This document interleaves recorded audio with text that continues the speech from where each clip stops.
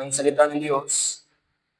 At dahil ito ay ang pinakamahalagang bahagi ng ating pagtitipon, may I request once again na sa bawat isa, iwasan po natin ang pagtayo, pagpupo, paglabas-pasok, ating ibigay ang ating kung atensyon sa pakikinig ng salita ng Panginoon.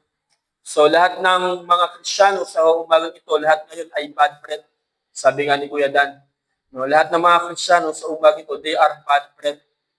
No, that's why you have to say to the person next to you, don't talk to me. No, huwag mong kausapin. Hayaan po ninyo na sa umagang ito, mangusap ang Diyos sa pamamagitan ng kanyang salita na ating ipapahayag sa umagang ito. Ang pag-uusapan natin ay patungkol sa puso ng Diyos. Meron ba nakakaalam sa inyo ng puso ng Diyos? Pag-uusapan natin ang patungkol sa puso ng Diyos, ang kanyang habag. No, titingnan natin yung habag ng Diyos. Pangalawa, titingnan natin yung ating kalagayan at titingnan natin yung ating kahinatnan. So, if you want to know kung ano ang nasa puso ng Diyos, ito yung mensahe na ating may kinig sa umagang ito. At ang talata na ating pag-aaralan, ang mensahe na ating napapakinggan sa umagang ito, ay matatagpuan sa Matthew chapter 9. Mateo chapter 9. Basahin natin mula talata 35 hanggang verse 38. Okay? Matthew chapter 9, verses 35 hanggang 38. So, ang oras po ay 10:02. Ang oras ay 10:02. So, nagpipreach ako may isang oras. So, mga 11:15 tapos na po ako. Nag-iisip si Kuya Pearl, kinakalculate na yun, minuto ba yan?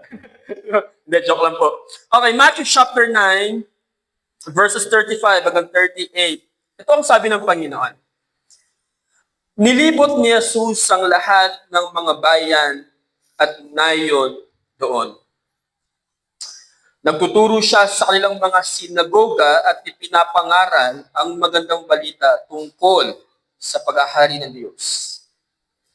Pinagaling din niya ang lahat ng uri ng sakit at karamdaman.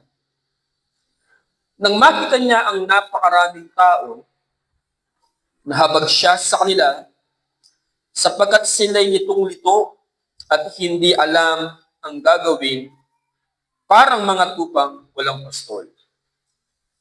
Kaya't sinabi niya sa kaniyang mga alagad, napakaraming aanihin, ngunit kakaunti ang mag-aani. Idalangin ninyo sa may-ari ng aanihin na magpadala ng mga mag-aani. Ang Diyos ang mapurihan sa pagkabasa ng kanyang salita. Sa isa pong probinsya or sa isang barangay sa isang probinsya, may isang batang lalaki na araw-araw ay lumalapit sa kalsada para magbenta ng sampagita. Mapapansin mong ang batang ito, siya ay pagod. At hindi lamang siya pagod, siya po ay pagod na pagod na. Siya ay pawis na pawis. May mga pagkakataon ng batang ito po, siya po ay puno ng sugat, kadalasan doon sa kanyang tuhod. Isang araw po, habang siya ay nag-aalok ng isang sampagita o nagtitinda ng sampagita malapit sa isang simbahan, lumapit sa kanya ang isang matandang lalaking pastor. Ang batang ito po, nilapitan siya ng isang matandang lalaking pastor, pero ang matandang pastor, hindi siya bumili ng sampagita. Sa halip, tinanong niya ang bata kung kumain na ito. Nang malamang hindi pa, isinama niya ito sa karinderya at habang kumakain ang bata, hindi na pigilang mapaluha ng pastor. Hindi dahil siya po ay naaawa lamang doon sa bata, kundi dahil nakita niya ang isang larawan kung ano ang nangyayari sa kanyang lipunan. Okay? Isang lipunan na nawalan ng tunay na pastol. mga batang lansangan, mga pusong sugatan, mga kaluluwang gutom, hindi lang sa tinapay, kundi sa pag-ibig ng Diyos. Alam niyo po mga kapatid, ang larawang ito ay nagpapakita kung paano ang puso ni Kristo nung makita niya ang mga tao ng panahon niya. At ang hamon sa atin, ito rin dapat ang maging puso natin ngayon. Kung ano ang puso ng ating Panginoong Jesucristo noong panahon niya, yun din daw po ang dapat na maging hangarin at damdamin ng ating puso. Sa talatang ating binasa kanina mula sa Matthew chapter 9, verses 35 hanggang 38, mapapansin po natin na yun ay bahagi lamang ng lahat ng mga bagay na ginawa ng ating Panginoong Jesucristo. Tama po ba? Iyon ay bahagi lamang ng mga bagay na ginawa ng ating Panginoong Jesucristo. Naniniwala po ba kayo na mahal ng Diyos ang mga tao sa buong mundo?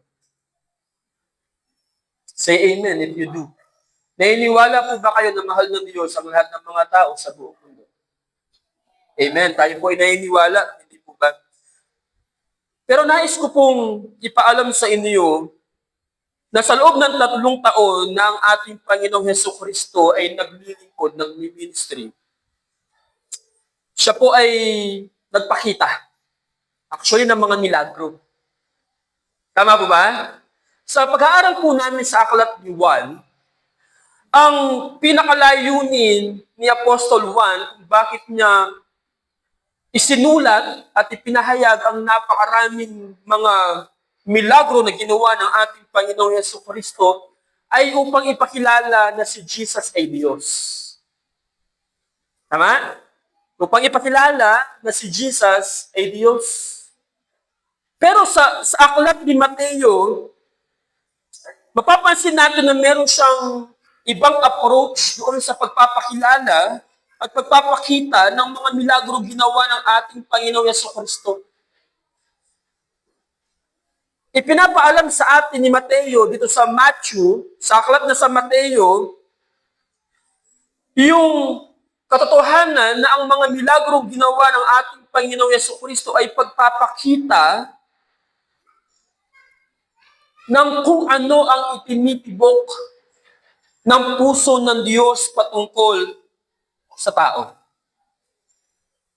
Ako po ay naniniwala kung ating pag-aaralan ng Ebanghelyo, ating maunawaan na nais ipakita ni Mateo na ang nais ipakita ni Jesus Christ sa mga tao na kanyang nakasalamuha sa kanyang panahon ay para ipakita na ang Diyos ay hindi katulad ng mga Pariseo. Na ang Diyos ay hindi katulad ng mga Pariseo. Nais ipakita ni Mateo habang ikinukwento niya sa kanyang sulat ang mga ginawa ni Jesus Christ kung paano ang puso ng Diyos ay punong-puno ng awa sa mga tao. Amen. Nais ipakita ni Mateo nais niya ipakita na ang Diyos ay nakikisimpatya sa kung ano ang nararanasan ng tao. Mga kapatid, patuloy at paulit-ulit na ating pinag-aaralan sa mga preaching natin, sa pag-aaral ng salita ng Diyos, patuloy at paulit-ulit na binabanggit natin na ang Diyos ay mapagmahal, na ang Diyos ay pag-ibig, na ang Diyos ay punong-puno ng kabaitan, na ang Diyos ay punong-puno ng awa. At para ipakita ito in a very tangible way, sa paraang nasasaksihan, nadarama, at nakikita ng tao, ang ating Panginoong Jesucristo, ginawa niya ang lahat ng mga milagro na pwede niyang gawin upang ipaalam sa mga tao kung ano ang damdamin at puso ng Diyos. Mga kapatid, maaaring magaling ka magturo ng Biblia, maaaring madali mong maunawaan ang sinasabi ng salita ng Diyos, maaaring kabilang ka sa mga taong naglilingkod sa Diyos. Iyon ay napakahalagang bahagi ng ating pagiging Kristiyano. Ang tayo ay maglingkod. Yung gamitin natin yung ating mga talento para ipakita kung ano yung kaloob na ibinigay ng Diyos sa atin para sa kaniyang kalwalhatian. Maganda na ginagawa natin ang lahat ng mga bagay na ito. Pero alam niyo po ba mga kapatid na kulang at hindi buo ang ating paglilingkod kung hindi tayo marunong makisimpatya sa mga nasasaktan, sa mga nagdadalang hati, sa mga merong pighati. Why? Bakit ko sinasabi ito? Dahil sa loob ng 3 taon ng paglilingkod ng ating Panginoong Jesucristo, hindi lamang siya basta nagturo. Hindi lamang siya basta nangaral. Ang ginawa ng ating Panginoong Jesucristo sa panahon ng kanyang pagtuturo is that He is always touching people. Maalala po ninyo yung isang bulag na pinanumbalik ng Panginoong Jesucristo ang kanyang paningin. Maaaring sabihin ni Jesus Christ, bumalik ang iyong paningin. Pero ang ginawa ni Jesus Christ, hinawakan niya ang mukha ng lalaking bulag at ang sabi niya, gawin mo ito at bumalik ang kanyang paningin. So essential sa bahagi ng ministry ng ating Panginoong Jesucristo, yung paghipo, yung paghawak sa mga tao. Bakit? Sa ganoong paraan, ipinapakita ni Jesus Christ na siya ay merong pakiramdam at nakikisimpatya ng merong kasamang pag-aaruga at pag-ibig doon sa mga tao na nangangailangan ng pag-ibig ng Diyos. May sinabi si Apostol Pablo sa 1 Corinthians chapter 13. 1 Corinthians chapter 13. Ito ang sabi ni Apostol Pablo verse 1. Unang Korinto chapter 13. Makapagsalita man ako sa mga wika ng mga tao at ng mga anghel, kung wala naman akong pag-ibig, para lamang akong kampanang umaalingaw o pompiyang na maingay. Kung ako man ay may kakayahang magsalita ng mensahe mula sa Diyos at umunawa sa lahat ng hiwaga, kung nasa akin man ang lahat ng kaalaman at lahat ng pananampalataya, ano ba't nakapagpalipat ako ng mga bundok? Ngunit wala naman akong pag-ibig, wala akong kabuluhan. Verse 3. At kung ipamigay ko man ang lahat ng aking mga ari-arian at ialay ang aking katawan upang sunugin, ngunit wala naman akong pag-ibig, wala rin akong mapapala. So malinaw na sinasabi dito ni Apostol Pablo, while echoing yung ginawa ng ating Panginoong Jesucristo na napaka-essential, napakahalaga ng pag-ibig, habang tayo ay gumaganap sa ating paglilingkod. So, this morning, you have to evaluate yourself. Anong kadahilanan kung bakit ginagawa ko ang aking paglilingkod? Dahil ba responsibilidad mo lang? Dahil ba obligasyon mo lang? Dahil ba pinilit ka na gawin yung bagay na iyan? Or ginagawa mo ang paglilingkod na yan because you love the Lord above all else. And because you love the Lord, you love His people. Mga kapatid, ipinapaalala sa atin ng salita ng Diyos that you can never love Christ without loving His church. At ang sabi ng ating Panginoong Jesucristo, love your neighbor.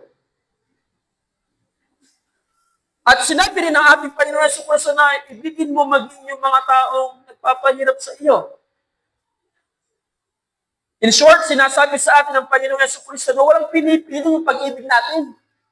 Mabuti man sila, o hindi sa atin, binabati man tayo o hindi, sinusuklian man yung kabutihan natin o hindi, love is very essential sa paglilingkod natin because that is part ng mga bagay na nagpapamalas na tayo ay nakaranas ng pag-ibig ng Diyos. So, sinasangkapan niyo ba ng pag-ibig ang inyong paglilingkod? Kayo lang po nakakaalam. Because at the end of the day, ang Diyos ang nakakaalam kung ano ang laman ng puso mo habang ginagampanan mo ang iyong obligasyon at iyong responsibilidad. So Jesus did everything while He was here on earth out of His love for God and for the people. Tingnan natin. Ano ang motibo ng ating Panginoon Jesucristo? What is His motive? What can we learn from Him? Balikan natin yung Matthew chapter 9 para makita natin kung ano ang motibo ng ating Panginoong Jesucristo. Matthew chapter 9, verse 36. Look at this. Ang sabi niya, ang sabi dito ni Mateo, nang makita niya ang napakaraming tao, nahabag siya sa kanila sapagkat sila'y litong-lito at hindi alam ang gagawin, parang mga tupang walang pastol. So narito yung pinakapuso ng Matthew chapter 9 verses 35 hanggang 38. I mean, ano ang nag-motivate sa ating Panginoong Jesucristo kung bakit ginawa niya yung mga bagay na ito? At yung mga bagay na gagawin pa niya.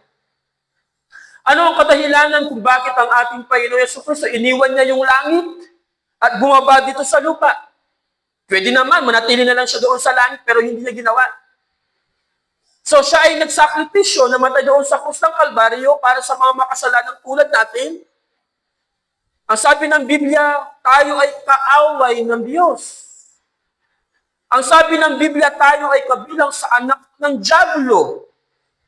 Pero sa kabila noon, dahil sa pagmamahal sa atin ng Diyos, isinugo niya ang kanyang kaisa-isang anak upang sa mga taong makasalanan ay mamatay siya. Ang tanong, bakit ginawa ito ng ating Panginoong Jesucristo? Mapapansin natin yung very reason, napakasimple ng reason ng ating Panginoong Jesucristo. Ang sabi dito ng Biblia, nang makita niya ang napakaraming tao, nahabag siya sa kanila.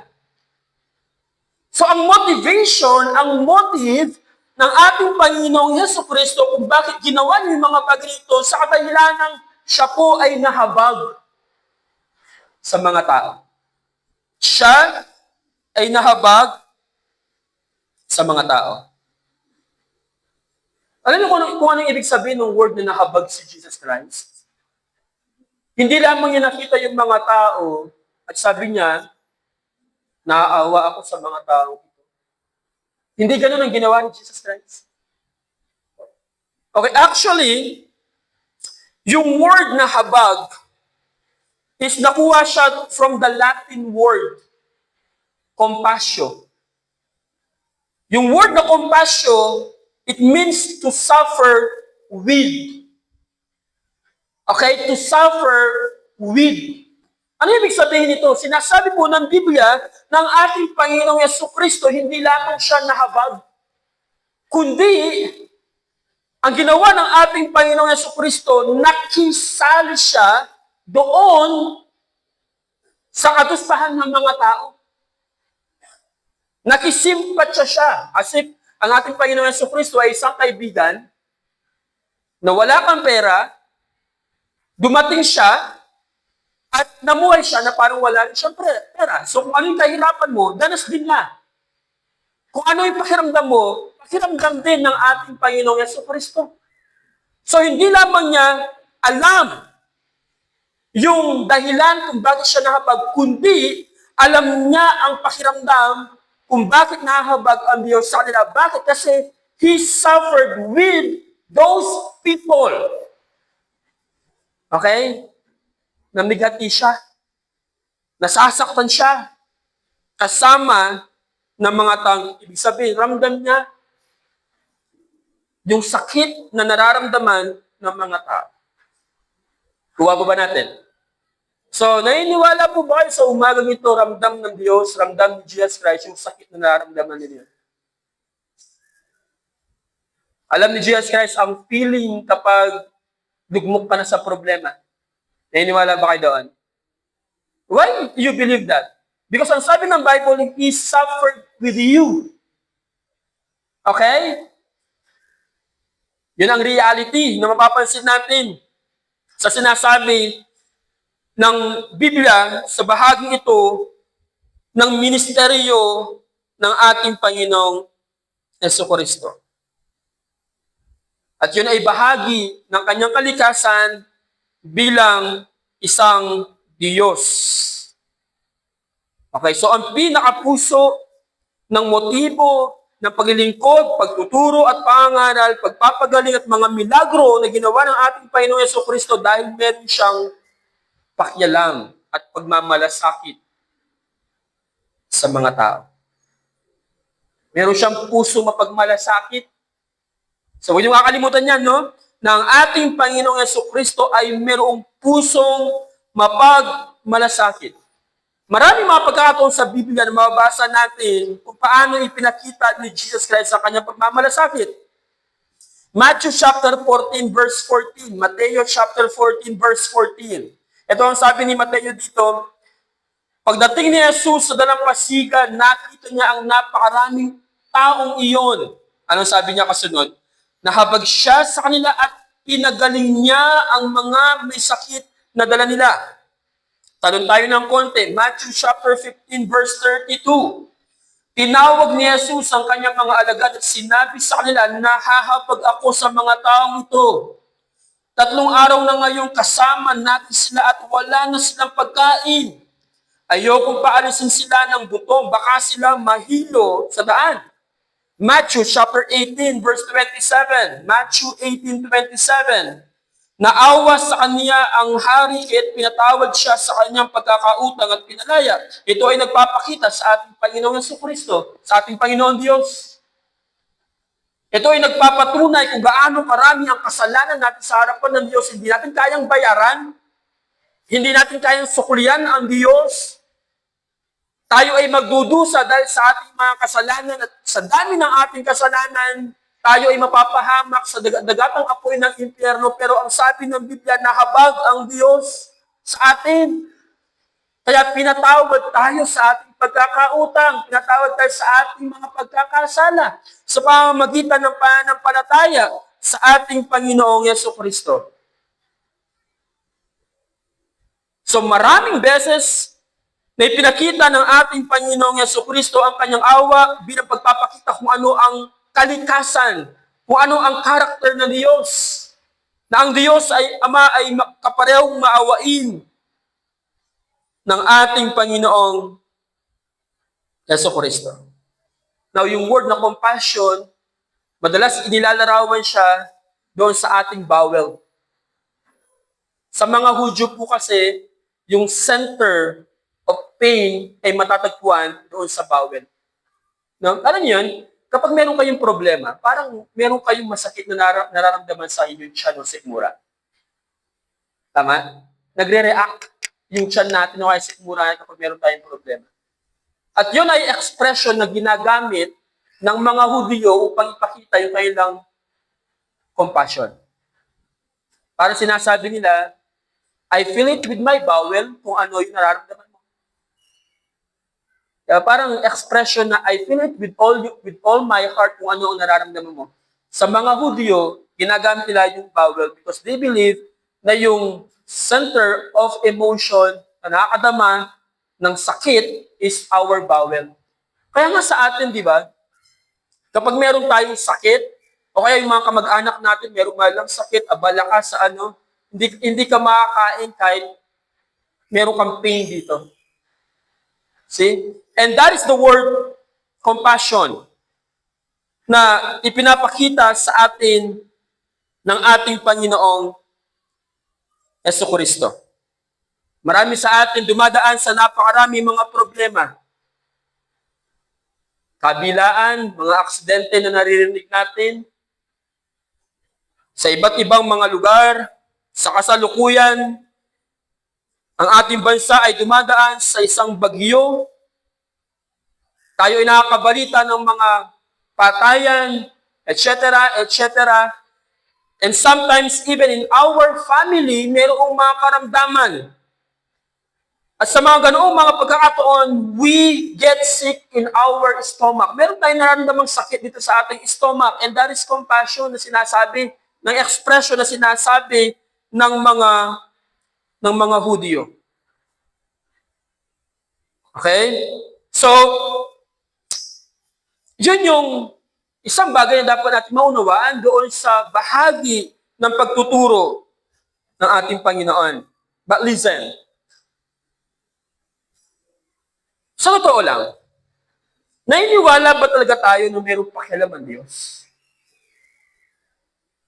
Are we persuaded? Are we convinced na meron talagang pakialam ang Diyos?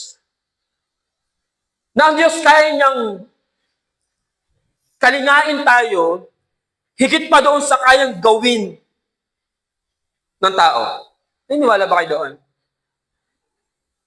Of course, the answer is yes. Ngayon, baka naghahanap pa tayo ng pruweba. Sige nga Lord, patunayan mo, may pakialam ka sa akin. Sige nga Lord, patunayan mo na mahal mo ako. Baka naghahanap ka pa rin ng pruweba. Alam niyo ba mga kapatid, yung pruweba na merong pakialam at nagmamalasakit at nagmamahal sa iyo ang Diyos, matagal na niyang panahon na pinatunayan yan. Sa paanong paraan? Ang second member of the Trinity, He is God. Siya ay bumaba sa mundong ito bilang tao. So nagkatawan ang Diyos para ipadama sa atin ang kanyang pagmamalasakit, ang kanyang awa, ang kanyang pag-ibig. Yun ang ginawa para sa atin ng Diyos. Marahil tayong mga magulang, tayong mga nanay, kapag merong sakit ang mga anak natin, talagang ipinapadama natin yung awa natin sa kanila, ipinapadama natin yung ating pag-ibig sa kanila. Hindi ko lang alam sa mga anak. Noon kapag merong sakit yung mga magulang, kaya nilang tumbasan yung pag-ibig na ibinibigay ng mga magulang sa kanila. I don't know kung nangyayari yon. Pero kung naniniwala na ang isang magulang, nanay man o tatay, kapag may sakit ang anak, grabe na ipinapadama niya ang kanyang awa, ang kanyang pagmamahal. Sasabihin ko sa inyo, walang katumbas ang pag-ibig ng magulang lalo na kapag ang anak ay may sakit. Tama? Say amen. But let me tell you this, one true thing. Kahit hindi natin kayang sukatin ang pag-ibig ng ating mga magulang, higit pa doon ang pag-ibig ng Diyos para sa atin. Naniniwala ba kayo? Higit pa doon ang pag-ibig ng Diyos sa atin. Bakit? Para ipamalas, ipadama ng Diyos ang kanyang pag-ibig sa atin, ang Diyos ay nagkatawang tao at ipinadama ang grabing pag-ibig na iyon sa pamamagitan ni Jesus Christ na gumawa, nagpakita ng mga milagro, bumuhay ng mga patay, hinawakan ang mga may sakit, nagmalasakit sa mga tao, namatay doon sa krus ng Kalbaryo. So narito, ang binabanggit ng Biblia, ang Diyos na nagkatawang tao upang ipadama ang kanyang pag-ibig sa mga taong makasalanan tulad ko at tulad mo. Merong ibinigay na illustration si Apostle Juan sa John chapter 11 verse 33. Look at this. John 11:33. Anong sabi ng Bible dito? John 11:33. Nahabag si Jesus at nabagbag ang kanyang kalooban nang makita niyang umiiyak si Maria, pati ang mga Hudyong kasama nito. Anong sabi niya? Nabagbag ang kalooban at nahabag ang ating Panginoong Jesucristo nang makita niyang umiiyak si Maria. Diba? Pansinin niyo yung emotion ng ating Panginoong Jesucristo. Pansin niyo yung pakiramdam ng ating Panginoong Jesucristo. Ibig sabihin, nahabag siya nung makita niya si Maria nangangahulugan na kung ano ang pakiramdam ni Maria sa pagkawala ng kanyang kapatid na si Lazarus, dama ng ating Panginoong Jesucristo. In short, ramdam din ni Jesus yung lungkot kung paano mawalan ng kaibigan, paano mawalan ng kapatid. Nalulungkot siya kasi namatay si Lazarus na kanyang kaibigan. And take note of this. Pansinin natin. Alam din ni Jesus Christ na muli nang bubuhayin si Lazarus. Pero sa punto na nakita niya yung mga tao na sila ay umiiyak dahil sa pagkawala ni Lazarus, ganoon din yung pakiramdam ng ating Panginoong Jesucristo.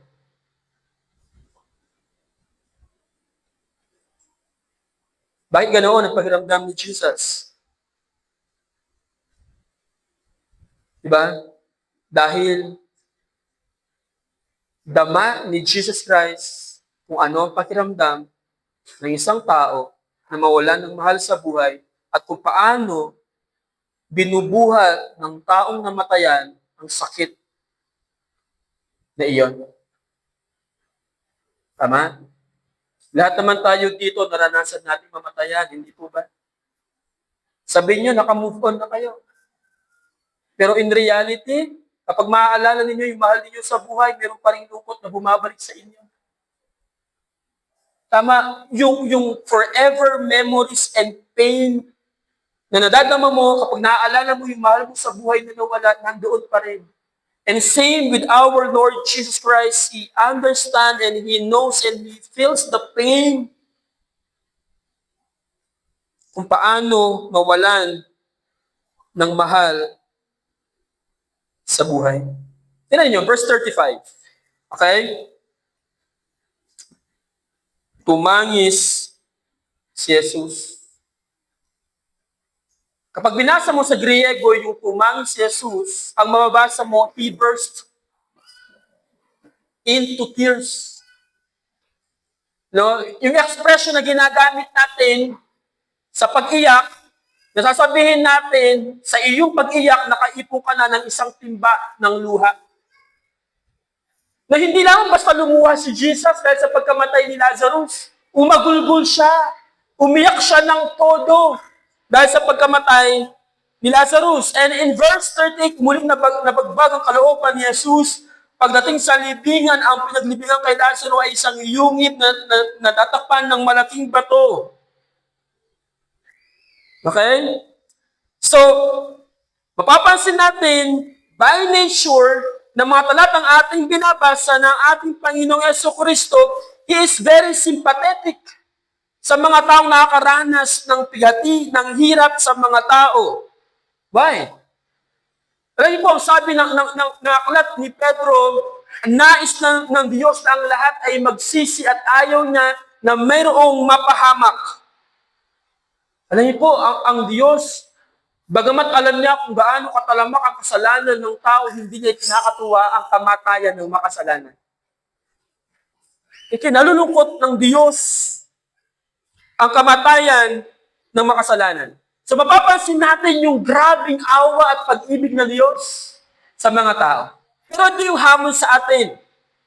Merong hamon na iniiwan sa atin ang salita ng Diyos. Mapapansin natin dito sa 1 Peter chapter 3. 1 Peter chapter 3, babasahin sa verse 8. 1 Peter chapter 3 verse 8. Sa madaling salita, magkaisa kayo at magdamayan, magmahalan bilang magkakapatid at maging maunawain at mapagpakumbaba. Anong sabi ng verse 9? Huwag ninyong gantihan ang masama, huwag ninyong sumpain ang sumusumpa sa inyo. Sa halip, pagpalain ninyo sila dahil pinili kayo upang tumanggap ng pagpapala ng Diyos. Malinaw ang sinasabi sa atin ng verse 8. Sinasabi sa atin ni Pedro sa kanyang sulat na dahil ang Diyos ay mahabagin, na ang Diyos ay maawain, kinakailangan tularan natin ang Diyos. Paano natin tutularan ang Diyos? Magkaisa kayo, magdamayan, magmahalan bilang magkakapatid at maging maunawain at mapagpakumbaba. Mga kapatid, hindi lang tayo tinawag basta-basta para mag-ministry, para maglingkod. Hindi lang tayo basta-basta tinawag upang gamitin natin yung mga talento na ibinigay sa atin ng Diyos. Okay? Tinawag tayo para maglingkod dahil alam natin na maraming mga tao nasa sitwasyon na sila ay nahihirapan. Na sila ay nasa sitwasyon na parang sila yung mga tubang walang pastol. Sila ay naghahanap ng kasagutan. That's why we are doing everything na ibinigay sa atin ng Diyos so that we can reach these people. Maraming mga tao sa paligid natin durog ang puso. Maraming mga tao sa paligid natin mapapahamak sila. And because of that reality, tinawag tayo ng Diyos na maging maawain. And sometimes, sa ating pagiging maawain, we are even using our resources. Sinasakripisyo natin yung oras natin, sinasakripisyo natin yung resources na meron tayo, ibinibigay natin ang ating mga sarili bilang paglilingkod sa Diyos. Why? Tingnan ninyo. Balikan natin yung Matthew chapter 9, verse 36. Ano ang sitwasyon, ano ang kalagayan ng mga tao? Matthew chapter 9, verse 36. Anong sabi dito ng Bible? Ang sabi niya, nang makita niya ang napakaraming tao na habag siya sa kanya sapagkat sila'y litong-lito at hindi alam ang gagawin parang mga tupang walang pastol. Ito yung kondisyon ng mga tao. Ito yung kalagayan ng mga tao. Mga kapatid, hindi porket marami kang pera. Hindi porket mukhang maganda ang buhay mo. Ang sabi ng Biblia, ano ang mapapala ng tao, makamtan man niya ang lahat ng mga bagay sa mundo, pero ang kapalit ito ay ang kanyang kaluluwa. Sa mga kabataan, lalo na sa mga kalalakihan, kahit marami kang chicks, kahit ikaw na yung pinaka-pogi, heartthrob sa school ninyo, na-enjoy mo yung mga bagay na yan, but without Jesus Christ, mapapahamak ka pa rin sa impyerno. At sa impyerno, walang pogi, walang maganda, lahat pinaparusahan. At walang sino man ang nais mapunta sa lugar na iyon. That's why we need the Lord Jesus Christ. Kailangan natin sumampalataya sa ating Panginoong Jesucristo. At katulad ng sinasabi sa Matthew chapter 9, ang sabi ni Jesus Christ, sila ay mga tupang walang pastol. Diba? Intindihin natin yung sinasabi ni Jesus Christ. Sa Matthew chapter 9, verse 36. Sabi niya, nang makita niya ang napakaraming tao na habag siya sa kanya sapagkat sila'y litong-lito. Kasi natin, ang sabi ng Bible dyan, sila ay litong-lito. Okay? Sa ibang words, no, kapag pinag-aralan mo yan, sa Griego, mapapansin natin dito na ang ibig sabihin ng litong-lito is worn out, exhausted. No? Burnout. Pagod na pagod. Sometimes it can mean beaten up, battered, mangled, ripped, torn. Diba? Parang pinagpira-pira suka. Yun ang pakiramdam ng mga tao dito. Di ba may ganun tayong mga pakiramdam minsan? Na pakiramdam natin punit na yung pagkatao natin. Pakiramdam natin sirang-sira na tayo. No? Yung word na ito, ibig sabihin, skin alive. Mga taong binalatan ng buhay. That's the feeling. That's the pain. That's the condition ng mga taong ibig sabihin. They are really devastated. Wala na pagtungan yung buhay nila. Okay? But, anong sabi Jesus Christ? Siya ay nahabag sa kanila. Pangalawa, mapapansin natin ang sabi dito, hindi alam ang gagawin. Ano ibig sabihin? They are helpless. Ang mga taong ito, walang sino man ang pwedeng makatulong sa kanila. That's their condition. Pero ano yung problema? Dapat sana merong tutulong sa kanila, merong magagayad. Sino? Yung mga Pariseyo. Pero ang problema, yung mga Pariseyo, yung spiritual leaders ng mga Hudyo, hindi sila dinadala sa nuntiang pastulan. Hindi na ginawa yung responsibility nila na pakainin ng mga spiritual na bagay yung mga Hudyo na naayos sa tanang Diyos. No, hindi rin nila hinuhugasan yung mga sugat ng mga Hudyo. And actually, mas pinahirapan pa ng mga pinunong Hudyo ang mga ito. So grabe yung sitwasyon, grabe yung hirap ng mga Hudyo. Now, ano ang sabi ni Jesus Christ? Verse 37 ng Matthew chapter 9. Yan ang sa verse 37. Kaya sinabi niya sa kanyang mga alagad, napakaraming aanihin, ngunit kakaunti ang mag-aani. Napakaraming aanihin daw, pero kakaunti yung mag-aani. Now, kapag binasa po natin yung ibig sabihin ng honey na binabanggit ni Jesus Christ, hindi ito honey ng kaluluwa, hindi ito harvest of soul. Ang binabanggit dyan ni Jesus Christ ay makita natin sa Joel chapter 3. Okay? Let's open our Bible sa Joel chapter 3 verse 9. Pakinggan po ninyo. Joel chapter 3 verse 9. Ipahayag mo ito sa mga bansa. Humanda kayo sa isang digmaan. Tawagin ninyo ang inyong mga mandirigma. Ipunin ninyong lahat ang inyong mga kawal at sumalakay kayo. Gawin ninyong tabak ang inyong mga ararot, gawing sibat ang mga panggapas, pati ang mga mahihina ay kailangang magpaglaban. Pumarito kayo agad lahat ng bansa sa paligid at magtipon sa libis. O Yahweh, padala mo ang iyong mga hukbo. Now, ituloy natin.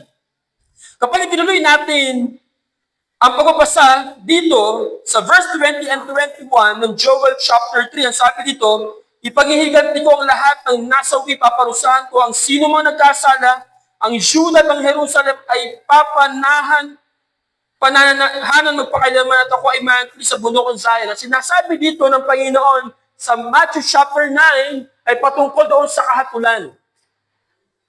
So nung makita ni Jesus sa napakaraming mga tao, nakikita niya ng mga taong ito, they are subject doon sa hatol ng Diyos. So in short, ito ay nangangailangan ng pagsisisi. Mga tao nangangailangan ng magandang balita. Mga tao na kapag namatay, sila ay mapapahamak doon sa kaparusahan sa impyerno.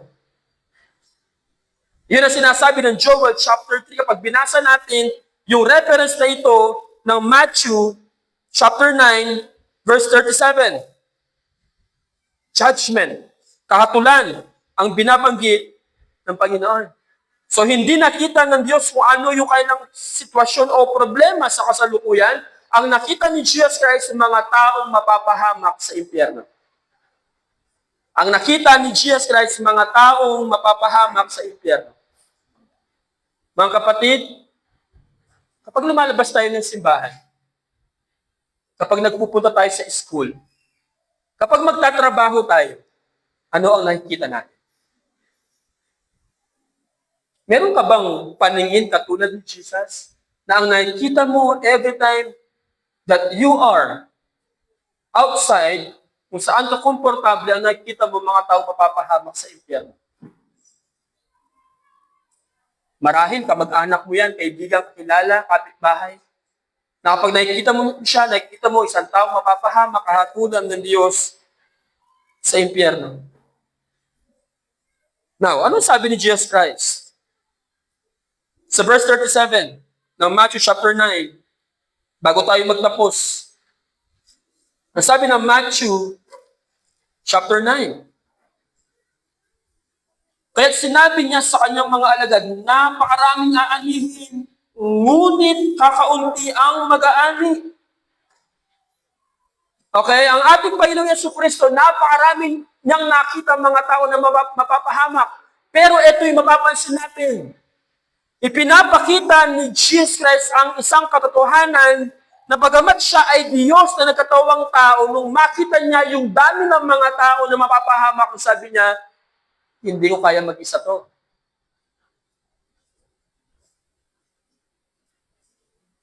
Hindi ko kaya mag-isa to.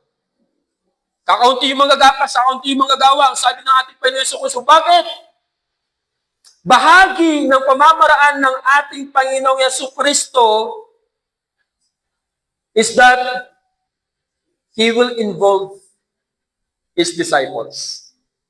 Involve ang kaniyang mga alagad. Pasinin natin, na-analyze ni Jesus Christ ang problema. Ano yung problema? Mga tao mapapahamak sa impyerno. He analyzed the problem. At ang problema, mga taong mapapahamak sa impyerno. Mga taong nangangailangan ng habag. Mga tao, mga lalaki at babae na ang kondisyon ay nabihag ng mga maling paniniwala. So ang tanong ni Jesus Christ, what are you going to do with this? Ano ang gagawin niyo regarding sa bagay na ito? Nakita niya kung gaano kaawa-awa yung kalagayan ng mga tao. That's why ang sabi niya, idalangin ninyo dahil kakaunti lang yung mga gagawa. So ang tanong mga kapatid, nakikita niyo ba yung pangangailangan ng tao? Nakikita niyo ba yung kalagayan ng mga tao? Nadi-discern ba natin na ang taong kaharap natin hindi niya kilala ang ating Panginoon Jesucristo, na siya ay mapapahamak sa impyerno? He analyzed the problem. Pangalawa, anong ginawa ni Jesus Christ? He called for intercession. Bakit hindi na lang siya? Diyos naman siya. Bakit hindi na lang sinabing, Ama, magpadala kayo ng mga manggagawa? Hindi niya ginawa yon. Ang sabi niya sa kanyang mga alagad, idalangin ninyo. So he called out his disciples for intercession. Hindi sinabi ng ating Panginoon Jesucristo, ang mga pastor gawin nila ito. Ang sabi niya, idalangin ninyo. So, kailangan manalangin ng mga Kristiyano na ang Diyos ay magpadala ng manggagawa. Magpadala ng mga tao na magiging bahagi doon sa harvest na nakahanda. Yun yung method na mapapansin natin na ginawa ng ating Panginoong Jesucristo. See? So, what are we going to do? Ano sabi niya?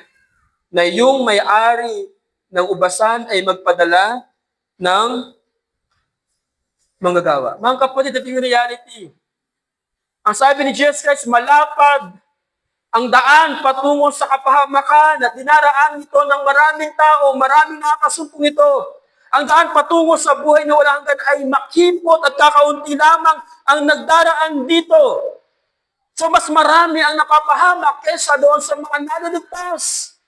Ngunit bagamat alam ng Diyos na mas marami ang napapahamak, sinabi niya sa kanyang mga alagad, idalangin ninyo na magpadala ang may-ari ng ubasan ng mga manggagawa. Idalangin. So bahagi ng ating paglilingkod, ng ating pagsunod sa Diyos, na kung meron kang asawa na hindi pa Kristiyano, meron kang tatay na hindi pa Kristiyano, meron kang anak na hindi pa Kristiyano, meron kang kapitbahay na hindi Kristiyano, meron kang kaibigan na hindi Kristiyano, meron kang teacher na hindi Kristiyano, ang sabi ng Panginoon, idalangin mo sa may-ari ng upasan na magpadala siya ng manggagawa. Sometimes, ang sagot sa panalangin ninyo ay ibang tao. And sometimes, ang sagot sa panalangin ninyo ay kayo. Na nais ninyong maligtas sa mga mahal ninyo sa buhay, ang sabi ng Panginoon, magpadala ka ng magagawa. Ano yung sabihin nito, Panginoon? Yung asawa ko, hindi pa po Kristiyano, mapapahamak siya sa impyerno. Please, magpadala ka ng tao na makikilala niya upang magbahagi ng gospel sa kanya. Keep on interceding for that person. Kuha natin, idalangin daw natin. Marami hindi gagamitin ng Panginoon ang pastor ninyo, yung mga leader, yung mga ka-churchmate ninyo, pero merong gagamitin ang Diyos na ibang tao para makakilala, makarinig ng magandang balita yung mga tao yung pinapanalangin sa Kanya. But the question is this, are you really praying for them? You don't have to pray just because gusto mo lang. You have to pray because Jesus told you to do it. Baka sabihin ninyo, kung maliligtas siya, maliligtas naman talaga. Meron namang eleksyon, di ba? Ephesians, bago palikain ng sanlibutan, pinili na ng Diyos ang magiging Kanya. Kahit hindi tayo mag-pray, kahit hindi tayo mag-evangelize, maliligtas siya kasi tinawa ng pray. Ganun po ba? Hindi. Because ang Diyos meron siyang method. Ginagamit niya ang panalangin mo para maabot ang ibang tao. At ginagamit mo niya ang pag-share mo ng gospel upang makarinig ang ibang tao. So it is either of the two.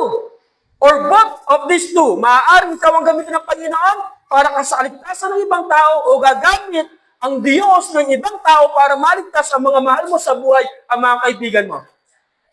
So what you're going to do, you have to pray. So maging bahagi ng panalangin natin ay panalangin natin, Lord, magpadala po kayo ng manggagawa. Why? Ang sabi ni Jesus Christ, maraming aanihin, kakaunti ang manggagawa, therefore, pray to the Lord of the harvest. Diba? Mga kapatid, pinag-pray natin, yung anak natin, makakuha ng mataas na grade, mag-excel sa school. Pero pinag-pray ba natin yung kaluluwa ng ibang tao na makakilala sila sa Panginoon? Yung mga asawa natin, yung mga magulang natin, yung mga anak natin, pinag-pray ba natin? Hinihiling ba natin kay Lord, Lord, magpadala po kayo ng mga manggagawa para makarinig ang mga taong ito? If not, simulan mo na. Simulan mo na. So ang ating Panginoon ay naglingkod. Hindi lamang dahil siya ay Diyos, kundi dahil siya ay Diyos na mahabagin. Nakikiramay at may malasakit sa mga nawawala. Nakita niya ang sugat ng bayan, ang panloloko ng huwad na relihiyon, at ang hantungan nilang mapapahamak. Kaya siya ay nagturo, nangaral, gumamot sa kanilang sugat, at ganoon din dapat tayo. Ang ating ministeryo ay hindi lamang sa pulpito. Ang ating ministeryo ay hindi lamang tuwing araw ng linggo. Ang ating ministeryo ay hindi lamang tuwing tayo ay merong ministry sa loob ng church. Ang ating ministry ay nasa loob at labas ng church. At kinakailangan gawin natin ito na nanggagaling sa puso na merong kasamang pag-ibig. Hindi lamang mga kapatid sa pagtuturo. Kinakailangan tayo'y matutong dumamay din. Hindi lamang sa salita. Kung kinakailangan may kasamang luha, sapagkat ang Diyos na ating pinaglilingkuran ay Diyos na umiibig, Diyos na nakikiramay, at Diyos na nagliligtas. Nawa, lagi natin ipanalangin, Panginoon, magpadala ka ng maraming manggagawa.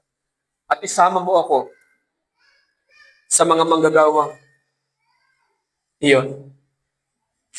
Panginoon, salamat po. Pinupuri ka namin, dinadakila sa umagang ito. Salamat o Diyos sa inyong kabutihan, habag at pagmamahal na iyong ibinigay sa amin. Panginoon Diyos, inyo pong pagpalain ng inyong mga anak dito sa Siran Christian Church na nakasaksit na kaunawa ng habag ninyo bilang Diyos sa pamamagitan ng aming Panginoong Hesukristo. Panginoon Diyos, dalangin ko na kami magkaroon ng awa katulad ng aming Panginoong Hesukristo. Kami ay maglingkod katulad ng aming Panginoong Hesukristo. Ibigay namin ang aming mga sarili para sa inyong kaluwalhatian. At higit sa lahat, O Diyos, bahagi ng aming paglilingkod ay idalangin po namin, O Diyos, na magpadala po kayo ng mga manggagawa sa gitna ng mga aanihin na napakarami. O Diyos, pagpalain po ninyo ang bawat isa. Mamaya po sa aming pansamantalang paghiwa-hiwalay, inyo kaming gabayan, ingatan at pangunahan, inyo pagpalain ang buong linggo namin. Palakasin niyo po kami, O Diyos, sa pamamagitan ng inyong pag-ibig. Pagpalain niyo po, O Diyos, maging ang aming mga bisita sa umagang ito at patuloy na mangusap ka sa kanila, O Diyos. Ipagkakatiwala po namin ang lahat ng ito, O Diyos, sa inyong pangalan, ng aming Panginoon Jesucristo. Amen.